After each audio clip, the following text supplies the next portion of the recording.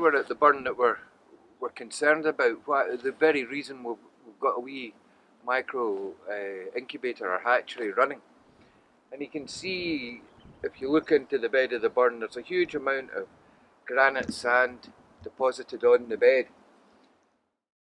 It's typical of this area, but there's an increased amount of sediment moving in this burn, and we think that's due to forestry operations. The felling operation that's happened 10 years ago released a lot of sediment, we're told, and since then this burn, which used to be really an important spawning burn, it's now gone downhill so much that we've felt that we had to intervene. But you can see it's deep silt. I'll get in and let you see it. It's deep sediment. I'm just sinking down, and it doesn't help when you're in the wrong waders. Put these on, these are Struan's waders. Brought the wrong waders, and I'm trussed up a wee, kind of overweight, I think. But anyway, one of the things here is this sand, and it's deep. It's very deep, and you can see it coming up the cloud. And that smothers the spawning, and I'm sure that if we could find a way to address this, the forestry operations and the way they work around the ditches and stuff, maybe block ditches, whatever, but we need to try and do something. You see, that we don't just jump in and do things because we've got an idea. We look at all the evidence, and we've got catch records going back to pre-1900, and we've had a good look at these from 1946 onwards.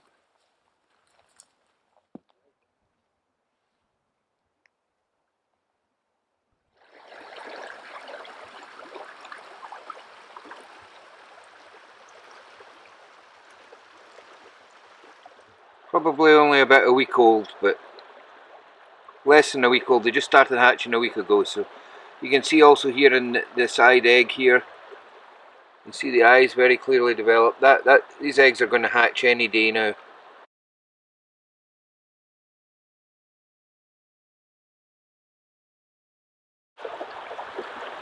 Very strange indeed.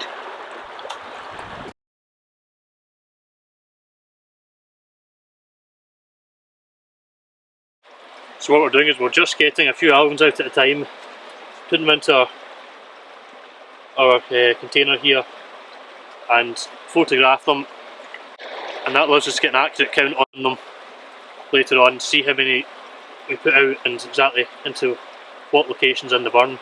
So out here now, planting out the alvins that we've got in a little container here, and as you can see I'm surrounded by coniferous forestry, which is reckoned to be one of the big impacts in the burn we're working on today. Hence the reason for the hatchery / sort of incubator we've been working with. And we also had a bit of sarcophagus in the incubator, and the advice we've been given is to get these out as soon as possible, and that reduces the liability, reduces the chance of losing any more alvins due to that.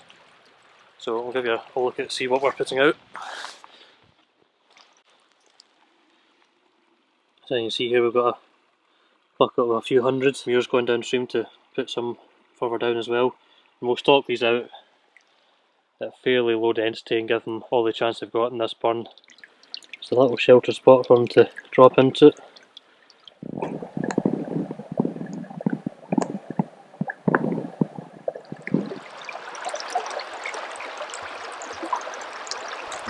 But we're always concerned when it gets to intervention, stocking, hatchery work.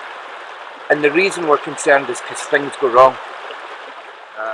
So it's disappointing for us when we come up here today, and we're doing the best we can for this wee burn and system here, trying to rear a few eggs to boost a population that is struggling at the moment because the habitat's not in good condition. We've come up here today, there's a fungal infection affecting 45 out the couple of thousand eggs and alvin we've got in here. But in this circumstance, it was meant to be so simple, so easy, and with the very least intervention possible. And we're now faced with a situation, what do we do? I think that's the reality of hatchery. There's absolutely no certainty. Everyone thinks it's the panacea for fish problems. It's not. It really isn't. And it's frustrating to us. We've put an awful lot of effort into this over the winter. We don't see this as a sustainable solution, really, short term, to try and help. But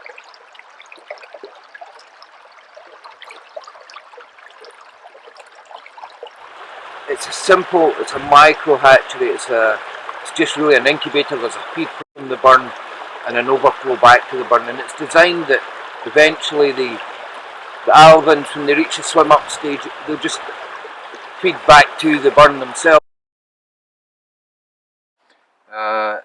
Hit like, subscribe, and hit the alerts button too, and you'll see other Videos. videos when we publish them. We planned to do this much more often than we've done. I think last year we said we were going to try and do it monthly. It's very difficult for us because we've got an awful lot of other work in as well. But we will try and do regular updates of our work and all the things we get involved with throughout the year. So hit like, subscribe, and the notifications bell too. Thanks.